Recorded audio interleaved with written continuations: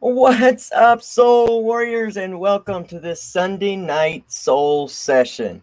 Now, this is another episode in this new discussion platform that we are, trying to work into the program here as we're in a place in our world it is so ready. It is so ripe for change. It is so ready to release the heavy burdens of hate, the healing from deep traumas that go so deep in our family lines that they're generations and generations back. But we are the generation that is called to change so many of these things. And it has everything to do with everything we're going through in the world. I mean, everything. The healing of trauma is the number one goal in the recovery process from any type of active addiction, whether it be substance, habit, whatever it is that has controlled your life, in order to truly heal that and reach a place of being recovered. We've got to heal that deep-seated trauma. And that just moves out into the world that we live in. Because until we actually do something about the everyday trauma that is continuing to go on for many human beings here on earth, myself included, we can't come together as one humanity and make our world a better place to live for everyone, regardless. So that's the topic we're going to get into tonight with my amazing special guest. We got our good friend Pamela Topjian of Breakthrough Hypnotherapy, who represents so much of the world that questions and wants to understand, that is an ally. We've got the amazing Eric McCoy from the High While Clean podcast here to represent yet another demographic. And then you got me, LC, your transgender mentor. And I'm just so honored to share a platform and a stage with both of these amazing human beings. You are absolutely not going to want to miss 1 minute of tonight's discussion. And I encourage you all to give comments, ask questions, but remember, this is a respectful place and we're here to respect each and every person.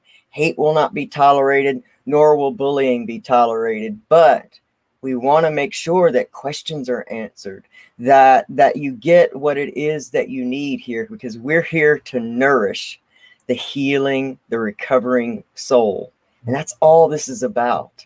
And so before we get into that, I got to do a nod and let you guys in on the most amazing human being that I know. His name is Michael Weitzman, and he is the man and the myth and the legend who created the three amigos of mental health.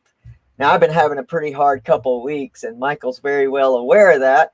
And he sent me a gift in the mail of some of his awesome, awesome props, and it made me smile. How can you not smile with a clown nose on? Well, this is Michael Weitzman's specialty, and you can find Michael Weitzman right here at mweitzman3@gmail.com. If you're looking for a speaker or a guest for your mental health podcast, please get in touch with Michael Weitzman. His passion is outstanding. So I've got my bipolar no longer, my mint gum here. Let's see, it's called bipolar mint gum. And my amazing brain stress ball. Michael Weitzman's an amazing friend. I want to thank him. And I want to ask you, if you're looking for an amazing comedic guest who really has a passion for healing mental health and bringing awareness to that subject, get in touch with Michael Weitzman. But for tonight, if you all are ready to get into this super Soul Sunday session live with Pamela Topjian and Eric McCoy, I'm ready to. So let's do this thing, okay?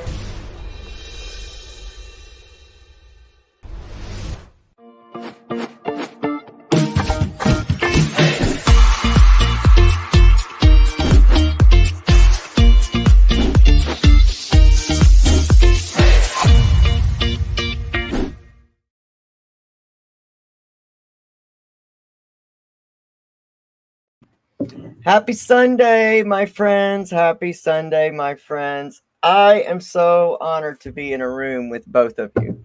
Two of my favorite human beings in the world, Pamela Topjian, certified hypnotherapist, breakthrough hypnotherapy, and Mr. High While Clean, Eric McCoy. Thanks for being here, man.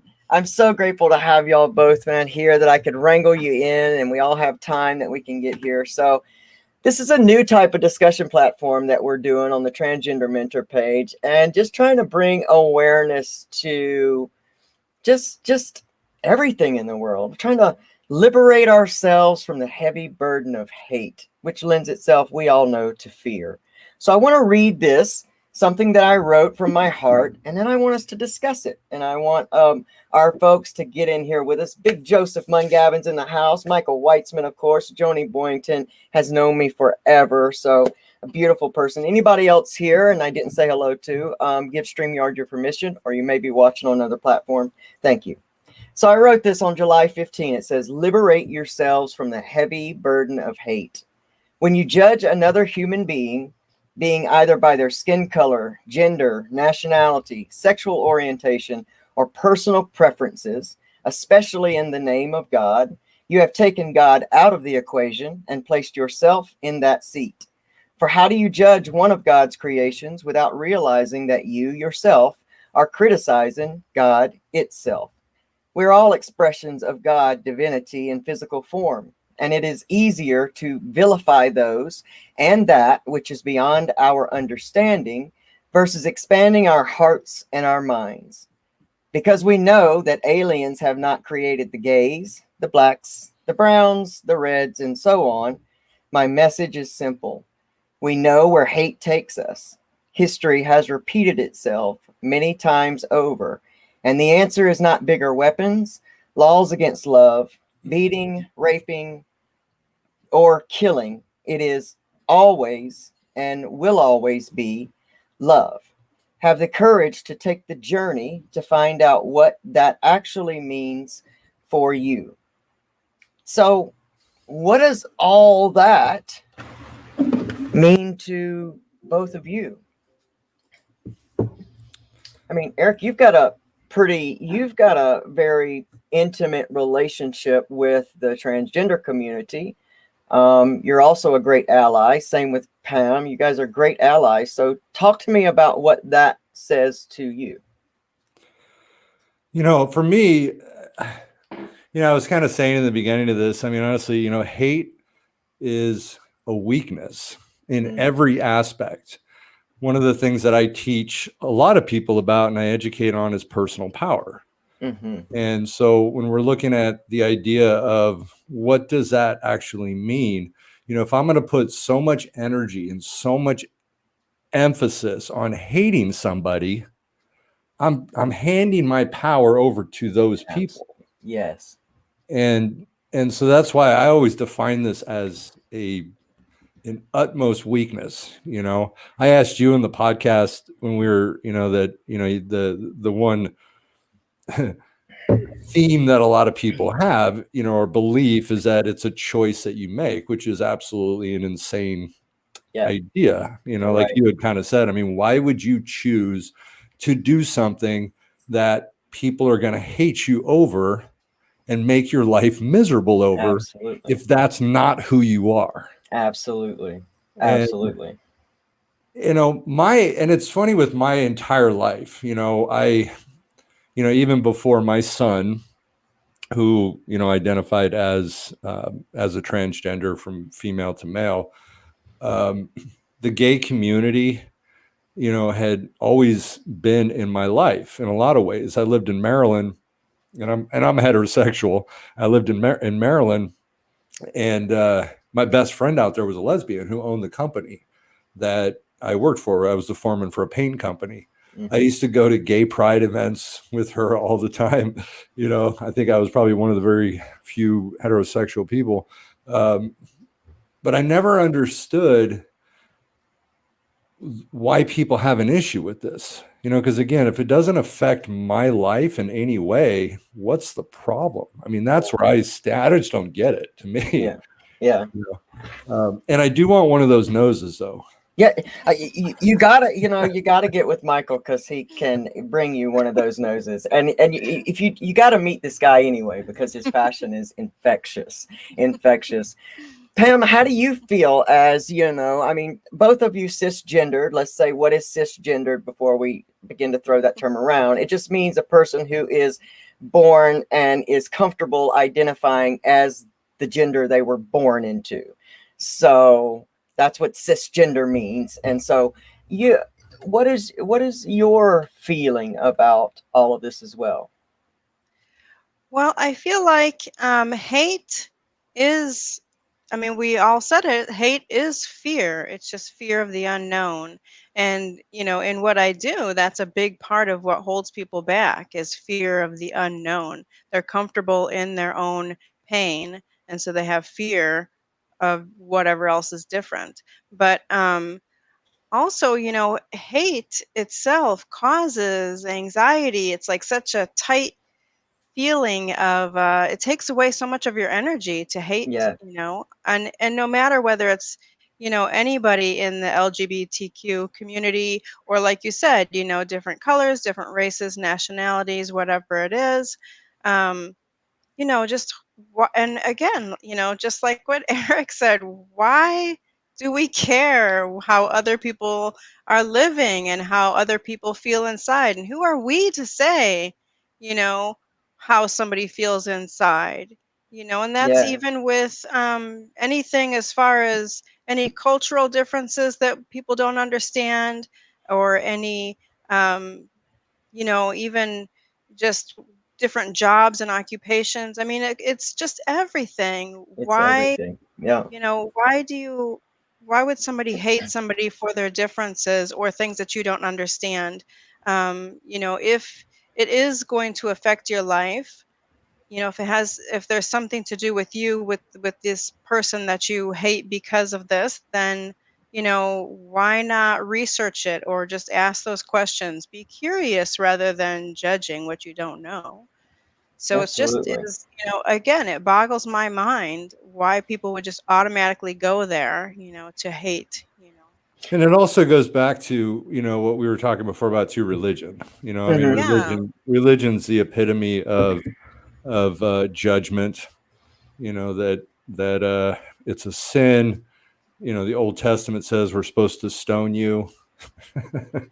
you know. Says that about a lot of things too. Well, Right. then Jesus, and I was, I don't know if we had talked about before, but one of the most, I guess you could say, inspirational speeches within the Bible is the Sermon on the Mount with Jesus. And I mean the things that he said. Everybody's a sinner. I mean, think about it. He said, if you even lust after somebody, if you look at somebody and say, wow, and lust after that person, you've committed adultery. If you've ever had anger and hatred, you've committed murder. These are violations of the Ten Commandments. And to me, that, and then of course you always got the greatest saying of all that, for those without sins shall cast the first stone. Absolutely. And there's all these people out there that believe they're without sin that are casting stones, and they're highly misled. Absolutely. Yeah. Absolutely. If you believe in the Bible and what Jesus said on the Sermon on the Mount, which is where Oh, so obviously. much of it comes from. Yeah. Yeah. It's where we base. Well, and I always think about the same things too, as, we can, with every human being, we are all given the greatest gift of our own outstanding and amazing mind. And sometimes I know, even for myself, when I caught myself in places of judgment, I always have to stop myself in awareness and ask myself if I'm just being lazy. Am I being lazy that, I want to just shut something out because I don't want to do the work to understand? Am I still living in a generational program that I want to not think for myself? And I was having this candid discussion with a lot of different family members, in fact, yesterday, and it was really eye-opening to see where everyone is. But the common theme there was, why are we so concerned and being so violent towards that, in which has nothing to do with us. And like you said, I remember for me to learn this about hate, it came in my recovery process, because I remember where I was sitting when I realized the very thing that you talked about in the beginning, which is, oh my gosh, I'm giving so much of my power away, hating the abusers, hating this society, hating those that attacked me for being me, hating. And that was the theme that kept me so weighted into active addiction. I knew I could not get well unless I lightened my load. And I think that's so much where we are, and everything's fallen apart. And there's so many perceptions of how we can look at that. We look at it right now, and there's a group of the population that is fearful. They say, oh my God, the world's falling apart. The gays are taking over. Now the transes are coming over, and it's all going to hell. And then you've got the others that understand, okay, well, this all has to be torn down so that it can be rebuilt, and to where we're all wanting to think for ourselves, where we're all getting this antsiness inside that's saying, wait, some of this stuff that we've been fed is not jiving with me anymore. Throughout history, but all three of us sitting here, we've been alive to see a couple decades come in, right? We've been alive to see a couple trends come in and out and see the world change in drastic ways. What's so different about this time now? It's all evolving to be what it's going to be. And I think what a lot of it is, though, is that it's so much more outspoken, and it's so much more, with media, or with social, yes, social media and all that stuff. It's like, I think it's just much more in people's face. yes, very much. And I think that's where probably part of the issue comes into play. It was probably easier for people back then, before social media, before the internet, before all this stuff. And, Without a back doubt. before that, we never saw any of it. Absolutely. We could stay in. And, you can blind, you live in a blinded world. I mean, homosexuality, transgender, I mean, it's probably been around a whole lot longer than people think. Since the beginning of time. Right. Yeah. Well, what's funny about it is, if you go back to and there's even transgender animals too, right? There's actually a couple. So even if you go back to, like, let's say homosexuality is a choice, right? There's actually so much, and the majority of the animal kingdom is bisexual. If you actually study a lot of that stuff, there's actually a couple of animals that are hermaphrodites, right? Yeah. That are, and that can actually go straight complete female at some point, or also switch over to male. So even within the animal kingdom, it exists. Right. I mean, it's here. It's created. It's in creation. And I think we see a lot more of it. And you're right. There's a certain part there that says, this is too much. I remember, even when we talk about, race and race relations, being a person who's grown up in the very deep South. So I live in the Bible Belt now. I grew up in the very deep South in Alabama, where race was so much more of an issue. And I just remember seeing how much was in even my family as television began to change. And I remember that causing different problems for different people, and it was very surprising for me. And also, and let's just talk about this, me knowing I was different, when I would see reactions like that. And that's a lot of what's happening in places where you do have children that know that they're trans, or children that know that they're, have a different attraction early on.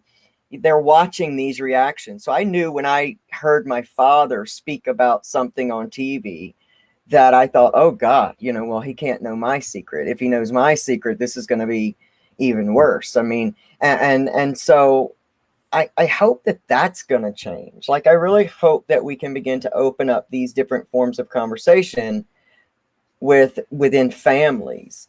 And I think one of the things, one of the reasons that Pamela and I were so interested in doing a show like this is because we have a relationship where we can talk. And Pamela was right. I have questions sometimes that I don't always have the ability to ask, and then maybe sometimes I just won't ask them, and then I'll not know, or things, and maybe some people aren't judging the way that I feel they are. Maybe they just don't know and they're afraid to ask. But Sure. there are others that truly are, and I think all hearts can be changed if they want to be. And so that's my point for having these conversations, man, is just to get these perspectives. Yeah, it's interesting with Pamela. Where do you live? You live in? I'm in Northern California, Okay, so but you're in I grew California. up in the Midwest. Okay. And then obviously you're on the East Coast on it. So, Yeah. I currently live in Southern California, LA County. And I lived for a lot of years in Orange County, right? Now, Orange County is the epitome, when you look at race, right? There's a lot of people in Orange County that don't think racism is even around, or that it exists. It is literally one of those places because there's a good majority of white people, especially Southern Orange County. It's one of those places that you periodically will see a black person walk through, right? And it's funny because there's definitely a lot of racism within them, but it's very subtle. It's a very subtle racist. That's the scarier one sometimes. Right. Yeah, versus the very blatant. Yeah. My friend Martin John, who has a great podcast called Recover Yourself, he always said, whether it's the Nazis or the racism or whatever, he said, I'd rather know where they are. I'd rather them be loud so I know where they are, so I kind of know where not to go. And what you're bringing up is a very scary, place, because I'd rather know myself too.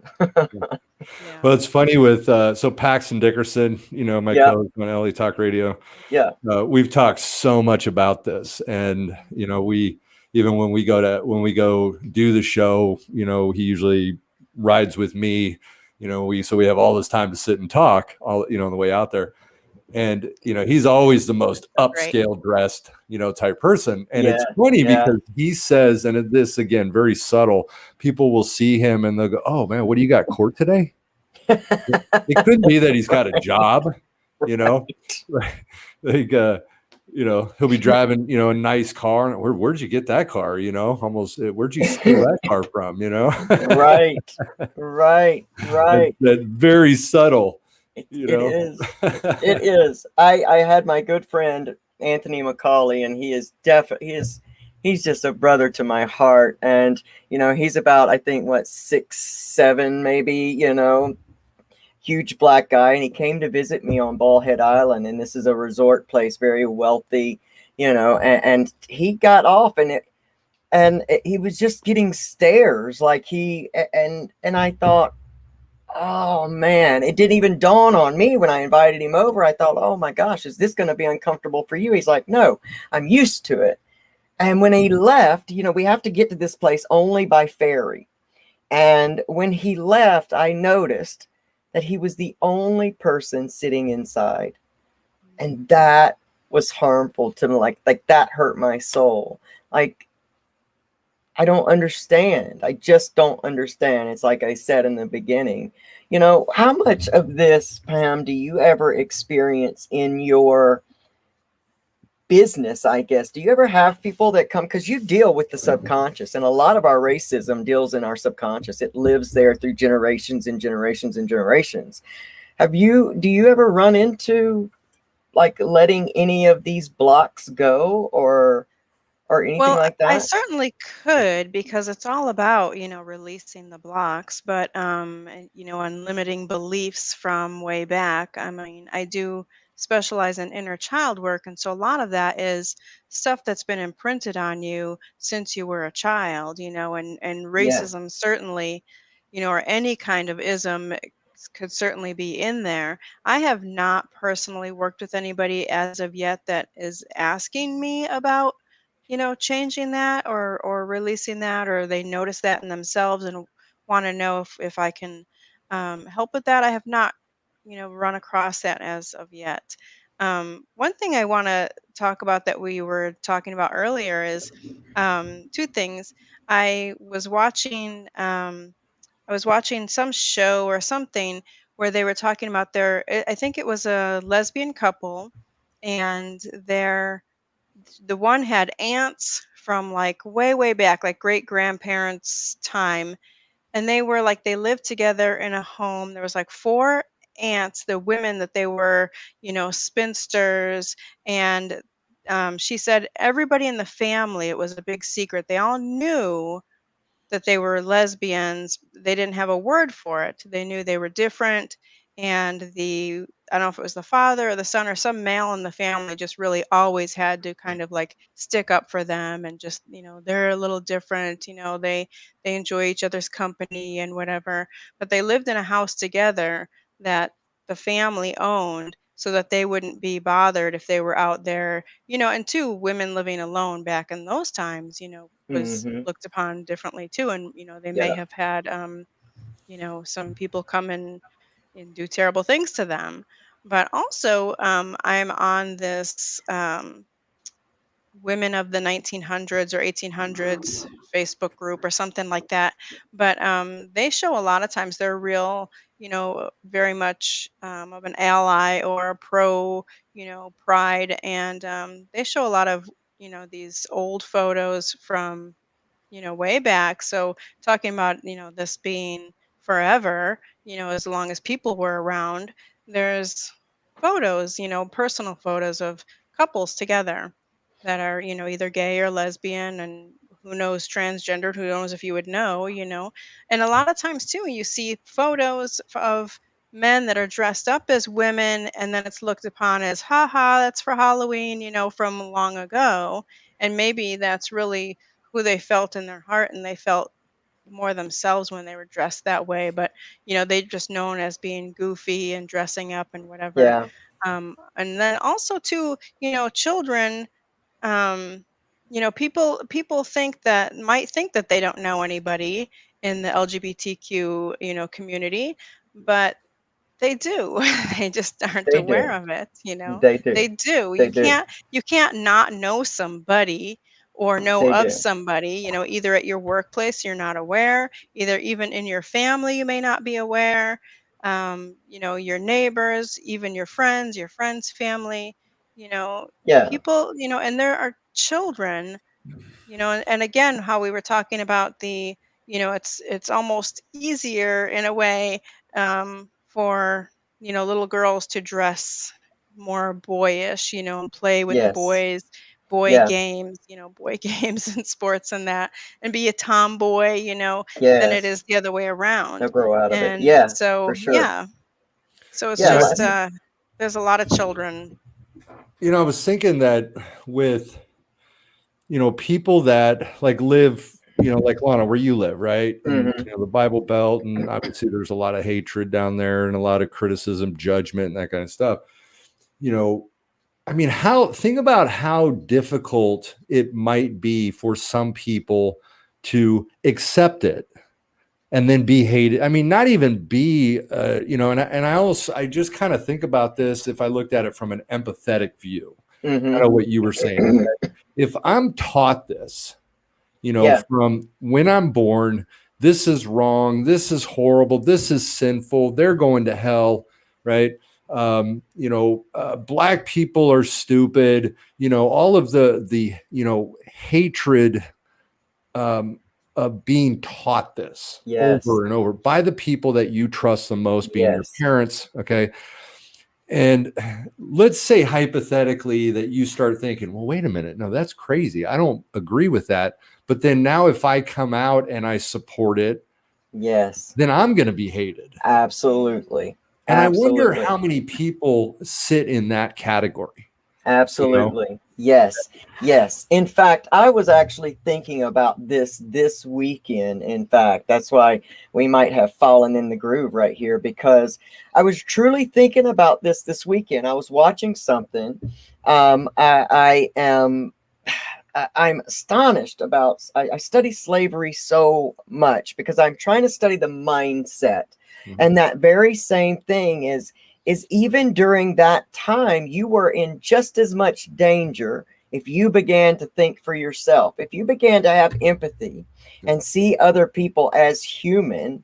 You were also in as much danger, even sometimes more danger, because you're selling out your own. And I was talking to someone yesterday in that big family discussion, and we were talking about even toxic masculinity, how so many young boys in the South and everywhere are taught to, bottle those emotions, not show feeling, not go against the grain. And when they do, that can be beat out of you, and you can be in a very dangerous place. And it was while you were talking, Pam, I was thinking to myself, you haven't run into people that ask you to help release these things, but how refreshing would it be if someone actually came and said just what, Eric's saying is, what? I grew up with this in my family.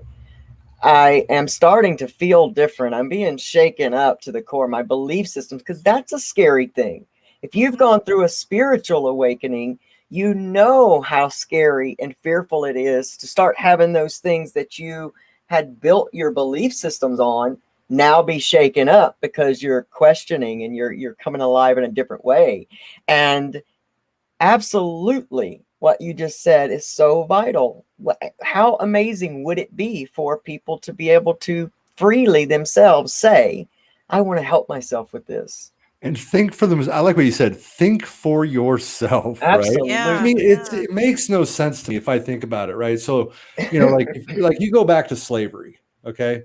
The pitch in there was biblical. They would use the Bible. Look, right here it says, slaves are to obey their masters, right? Says it in the Bible. Slavery's okay, right?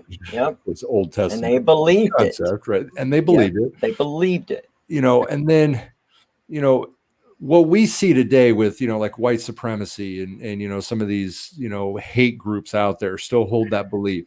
Black people are stupid, black people are less than. Okay, well, I want to let everybody know right that is about the dumbest idea there is. Okay, It's not true. brilliant. There are brilliant black people out there. I know quite a few of them, that would sit way above, far supersede those white people that have that hatred. Right? Absolutely. They would Without a make them doubt. look about as dumb as they could be, right? Um, and honestly, those people that are again the highly educated and stuff like that usually wouldn't even fall into that and care about it. To tell you the Yes. truth, Yeah. But that's where you kind of go back to this idea, like think for yourself a little bit. Yeah. I mean, do you really believe that? Yeah. Yeah. I mean, we're all given that our brains, our bodies, our everything work the same. That's why it's just always blown my mind is that all of our stuff works the same. It's all in how we use it. So then it all has to come back to our belief systems. It all has to come back to buying what we're fed. And unfortunately, well, I think a lot of people are waking up now, even to the media. I mean, I think COVID broke a lot of this stuff Yeah. open with people going, wait a minute, the media sure is feeding me a whole bunch of fear. Or our leaders, And Yeah, dishonest. maybe not trusting, who we just yeah, automatically trusted. Yeah. right. We're I mean, changing. I'll throw out there here, like Fox is Hannity, Tucker Carlson. I mean, Tucker Carlson's the epitome of I want my listeners to be as dumb as they can be. They need to be stupid for them to even buy into what I'm saying. Exactly. I mean, he literally makes. I mean, you just think about. I could listen to him, and it's funny because I'll listen to periodically. I'll throw up Tucker Carlson just to get a good laugh. Even Hannity sometimes, and then I'll listen. And then I'll listen to CNN, and I listen to all sides. That's always I been my Yeah, prerogative is that I like to understand the ambivalent nature of things. I like to yeah, understand the opposites. I like to yes, understand me this. I too. don't have to agree with them, Right. but I like to understand it. And that's where I try to do it. Now I listen to like Tucker Carlson. That guy makes zero sense. I mean, you could just ponder what he says for like 3 minutes and you're like, that is about the dumbest guy there is, you know, but his listeners need to be stupid. I mean, that's literally what it comes down to, you know. Well, go ahead, keep going, because I mean we have to sell it. We got to sell it. You know, and at what point do you question the agendas? You know, you have to question the greater agenda of why is this so much in my face? And that's the point. There is agenda. You know, that's where you come back to. I mean, Tucker Carlson's all about ratings. That's it. Period. I mean, there's no honesty. Even Fox News doesn't define him as news. They won't even say he's news, right? But he's about ratings, about money. I mean, that's literally everything that it comes down to with that guy. And you can see it when you listen to him. That's it. You can always hear the heart of someone, and you can always tell when you make that switch. When you make that switch, when it becomes about the ratings, when it comes about just numbers, when it comes, you know, you can hear, you can feel that switch, because it becomes empty. The message becomes empty. Yeah. And you know, we're being able to see it. It's almost like it's getting clearer, and I love that. Yeah, I don't want to get too much into politics, but Trump's a great example too, right? Because, you know, and he's another one that, you know, I have watched so much of his stuff, right? Just because I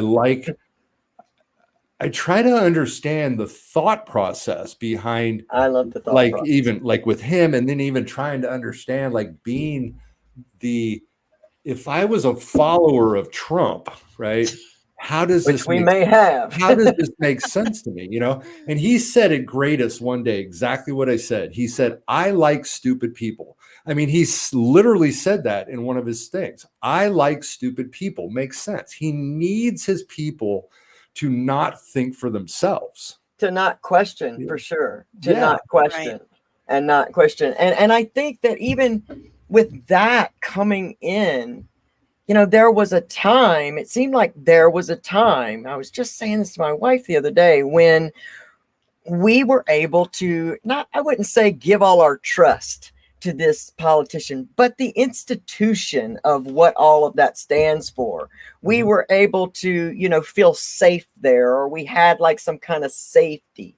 But times they have changed, and now it's like the veil is so thin that it is almost like we're being shaken awake. And I think that's what that situation was. It was a shake awake.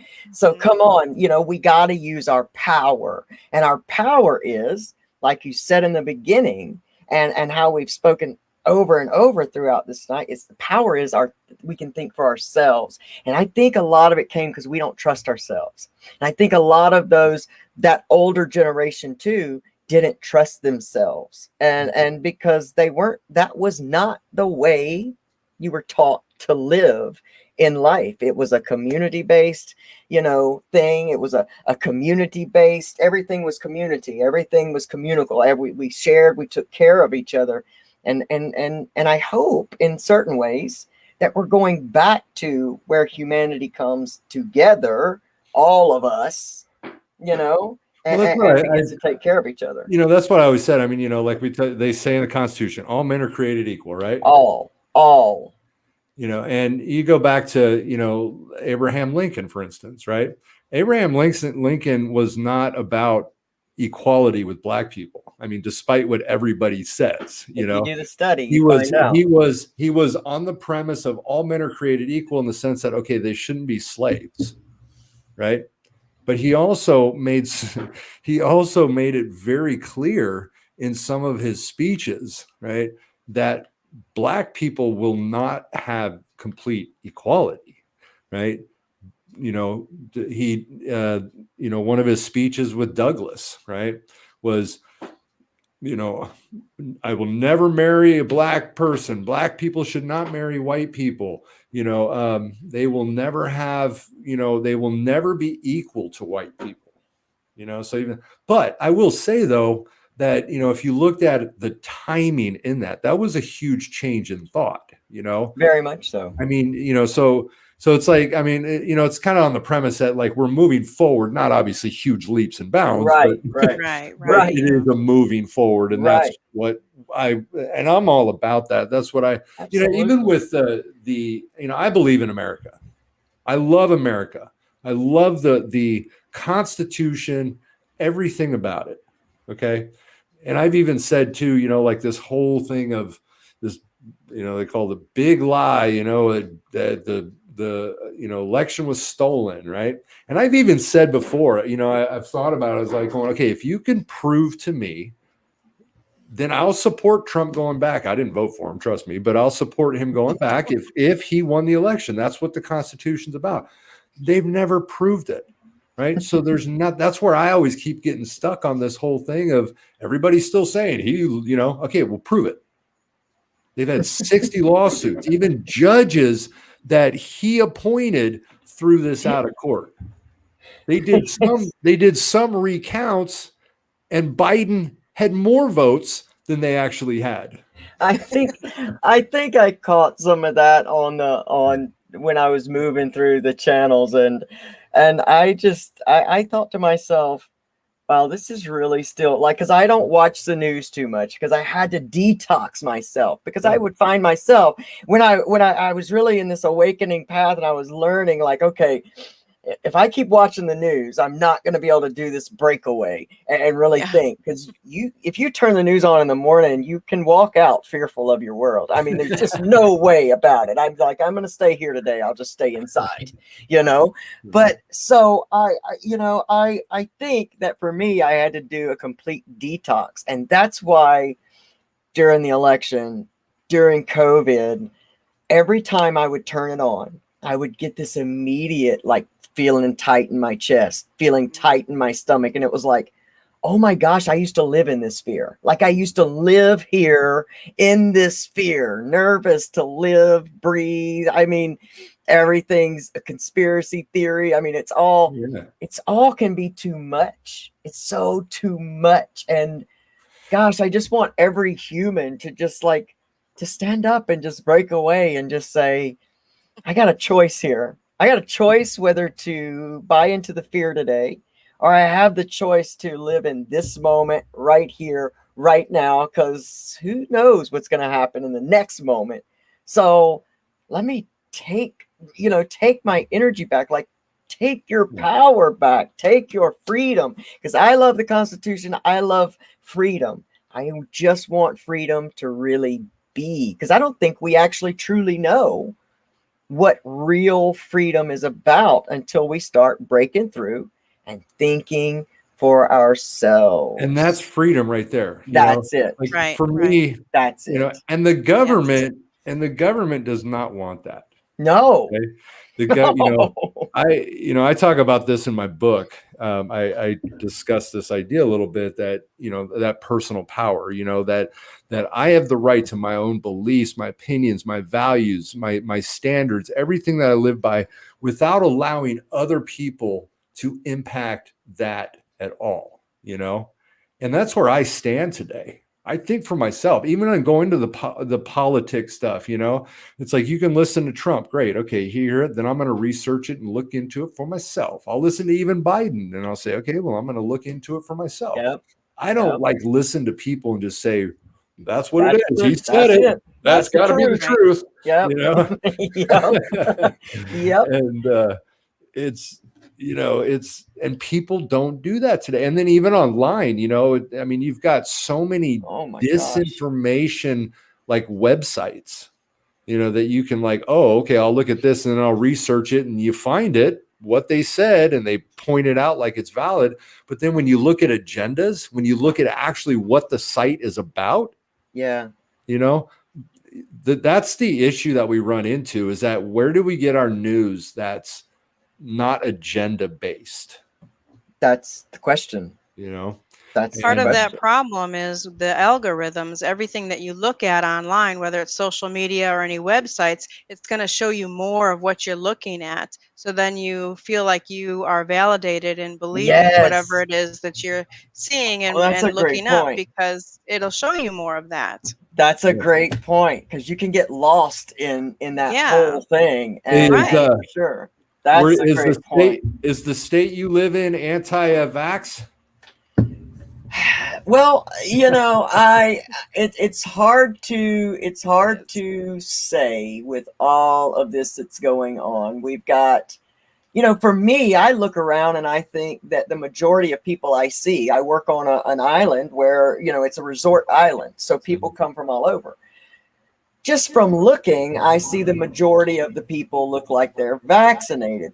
But we're also doing the vaccination lottery here. We're doing things.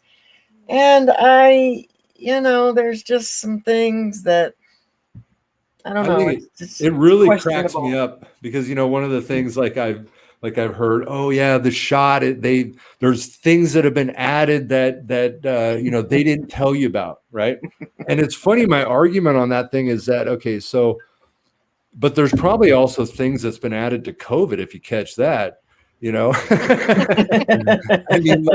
mean, think about it. Even the argument to say, okay, yeah, there's side effects to a shot. Let's say, I mean, I've been vaccinated. I've been, and now is that worse than actually catching COVID? I mean, to me, that's crazy. Okay, I can take a shot. Maybe I'll feel like shit for a couple hours, or I can catch COVID and be in the hospital, intubated, and and then die maybe. Well, and then also we go back to that algorithm too, because if you catch something, so either story, whatever brings the most fear is the story that we're going to show that population. And I think that the algorithm is true, because if you see, okay, so like you watch one story of somebody who has a huge reaction to the shot, right? Then that's got this people watching this side of this story, and then you're going to see more stories like that. So you then begin to believe, oh my gosh, this is way dangerous. And then you have the other side, which is exactly what you said. Like, I felt fine for a couple times. What are we seeing? That's the truth. Like, when do we know when we're seeing the truth? Well, You know what I mean? Again, thinking for yourself. One of them is like, oh, they put a chip, right? Yeah. Implant chip, right? Okay. Well, I'm gonna go back for a second to when I was an IV drug user. Okay. Now, if I even caught a little bit of scar tissue in my needle, okay, I couldn't push that thing through. Think about that, right? Yeah, it's chip, really? Yeah, you're gonna be able to inject a chip through a freaking needle. Come on. I mean, again, you can just think like, okay, now we need these people to be stupid. And what about our cell phones? I mean, they're following us around. We're putting all our information in there. They know where we are. That's how they find criminals a lot of times, is by tracking where their cell phone is. And yet we still have shows like The First 48 where it takes them 48 hours to solve a crime. It just so much of it just blows me away. Well, and then the other side of it is that if you're worried about them knowing what you're doing, then you're doing something wrong. Right. I mean, literally, what are you doing? Robbing banks? I mean, why are you worried about, like, I don't do any, like, I don't, even if the government was tracking me today, what are they going to freaking find? I'm doing a podcast. I mean, literally, which I throw it out anyways. I heard this great lady. So they're friends of mine, but they're also clients. And we were talking about this whole vaccination thing and the different things. And she says, well, I guess if they're tracking me or they're listening to me, they got to get pretty bored, because we're not really talking about anything that makes any sense. And I thought, okay, that's a pretty good point. I'll go with you on that. But the other side to it is this, right? Why do you think you're that important? I mean, think about that. What a narcissistic view. Like, I'm this important that the government's watching me. Look, I'm an old-time criminal, man, and I'm a bond jumper from way back. So, my greatest fear used to be going to court, because, I think you'd get the jail sentence. Or you can jump bond and be for sure you're going to get the jail sentence. but it would still take them months and months and months to find me. Yeah. You know, cell phone or not, months and months and months and months to find me. We're still having that. We still have bond jumpers today. I mean, it's, you know, at some point we 2001, got a question. Yeah, 2001. I was arrested 4 times in 6 months. Posted bail. Got arrested, posted bail. Got arrested, posted bail. Then they refiled on my first case. I had to repost because they exonerated my bail before. Then I'm going to court there. Then they refile on my second case. I had to post another bail for that one because they had exonerated my bail before. And then I was like, you know what? I'm out. Right. And I'm gone. And same thing. I mean, they literally were tracking me. They actually found my ex-girlfriend. Honestly, this was messed up, but they found my ex-girlfriend, went to her work. Oh no. Right. I mean, think about how screwed up that is, threatening to arrest her unless she told them where I was. How neat is it that they can lie, but we're not supposed to? They can lie. I used to always say this when I was out in the street. I used to say all the time, now listen, if I can't dress up like a cop and come down here and, pretend, I don't think it's fair that you get to. Let's just call it fair. It's an even playing field. Cops are the robbers. Yes. No, they don't always play by the rules. No. No. Now, I will say, though, like I've always said, is that they did save my life, though. Hey, mine too, and I can tell you that's the truth. That's the truth. The last time that I spent time in jail, before I went in, I would say I was probably within hours of just dying, throwing up blood, and I think I was 89 pounds when they checked me in. I was 89 How tall are you? pounds, 5'3". So I was still a little chunky for 5'3". No, I'm just kidding. But for real, I knew that I knew that my life was saved, man. Yeah, I was 130 pounds. I'm 6'4". I was going to say, you're like tall. 6'4". I was 130 pounds. It's amazing. And we look in the mirror and think we look good. We're like, Oh, I got serious? this. I got this. I'm always hot. said that. I'm sexy. Man, I look good. I'm looking good. Skin gray, bags this big. And then I go to a gas station. I got some guys like, oh, man, what's up, tweaker? And I get on my phone. How do you know? How do you know I'm a tweaker? Don't call me names. It's amazing. I think the coolest thing that we've talked about all night here is really the importance of mindset, really the importance of deep-seated beliefs, man, how they just keep running our lives. And I think what is the main point here?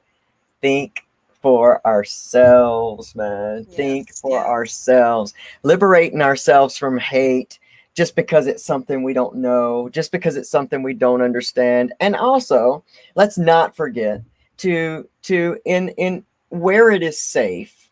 And that's another reason why I do the things that I do, not to put myself in harm's way, but to help educate, help open hearts, help open minds, to realize that all of us here, we're all human, man. Everything works the same. We're all the same within, and we're all looking for the same things. And if we can take the time to be empathetic towards one another and realize each one of us has a story and a background, and we have fears, and all this stuff is built from somewhere else, and we can be patient with one another and try to learn from one another, try to learn from, even the recovery, because we go through this in the recovery and addiction, communities as well. We're fighting for people to see us in our recovered state. We're fighting for people to be able to give us the opportunity to let our work represent itself, our internal work, our healing work, the work that we do when we go back to school and we try to make this life. We don't always want to be carrying around this heavy, burden of all of our past history. At some point, how do we educate? How do we become understanding towards one another? And how do we just make this world, man, a better place to live for each and every one of us? That's the whole point. I love it. I think one of the most important things to do is to look at your belief system, see what it is, and then evaluate them. Where it came from. Yes. If I can find one inconsistency, in my belief system, I was taught this, and then I go, wait a minute, though, this doesn't add up to facts. Yes. Part of it being that to be able to differentiate between facts, opinions, perspectives, I have opinions about things, but it doesn't make them facts. Right. And Right. that's the other problem people have. I mean, people put things out as my belief is a fact. Right. And then people go, whoa, wow, that's crazy, man. Oh, okay. And just accept that. Yeah. And That's then, what we want to reevaluate. yeah, or either we fight for it. And again, I'll go back to my friend Martin John Garcia when he changed my life, when he said to me about building my identity on being trans. And as much as it came up against me in the beginning, and I thought, he doesn't understand, he doesn't understand.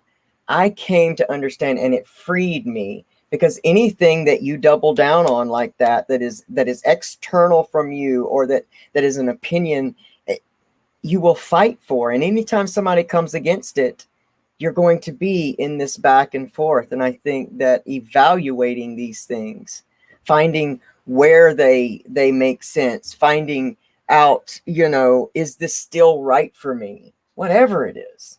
I think that you're, just so right. So right. This has been an amazing conversation. We got 4 minutes left. So I would like for both of you all to tell people where they can get in touch with you, where they can find you. However, let us all know everything. Absolutely. So my website is highwallclean.org. High while clean. Keep getting high. Let's do while clean.org.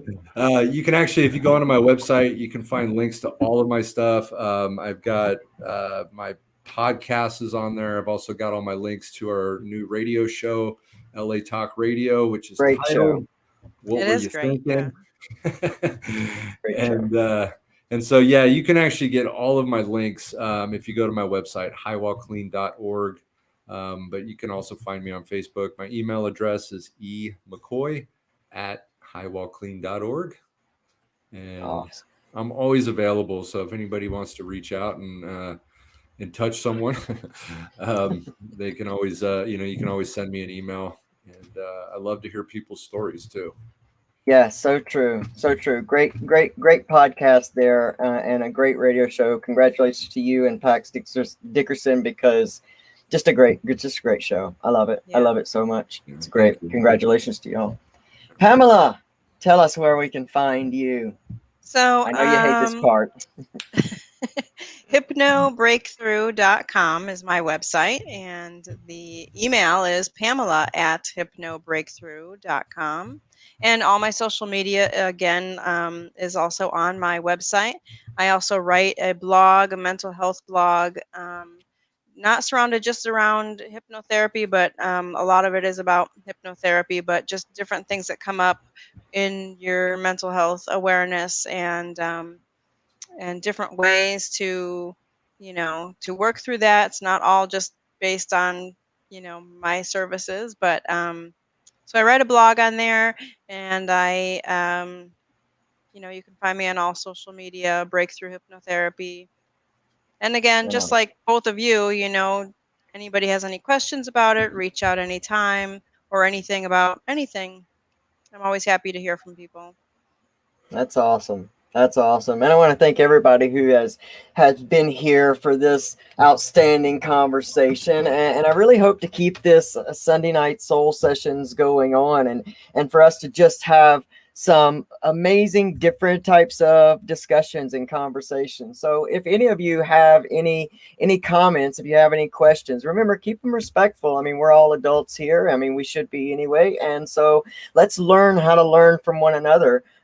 Give us those show ideas. Talk to us about what you want to hear about. Talk to us about anything that we can research. And if you have a guest that you think would be amazing for a Sunday Soul session, get in touch with us and let us know. I want to give some shout outs to some amazing folks that have been in the house tonight. Mr. Michael Weitzman, you guys remember, mweitzman3@gmail.com, and my good friend and another brother, Mr. Martin John Garcia, with the Recover Yourself podcast. And you can find that on YouTube.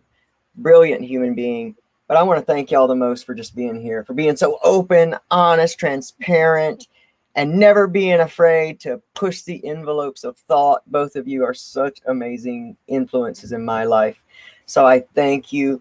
Thank you all. Hey, everybody, y'all join me Wednesday morning right here on Recovery Soul Food on YouTube, and as well as Lona Curry and Recovery Soul Food on Facebook Live, 8 a.m. Eastern Standard Time, every Wednesday for Winning Wednesday. I love you all so much. Y'all have an amazing week, and I'll see y'all soon. Thanks again, guys. We're out. Yeah.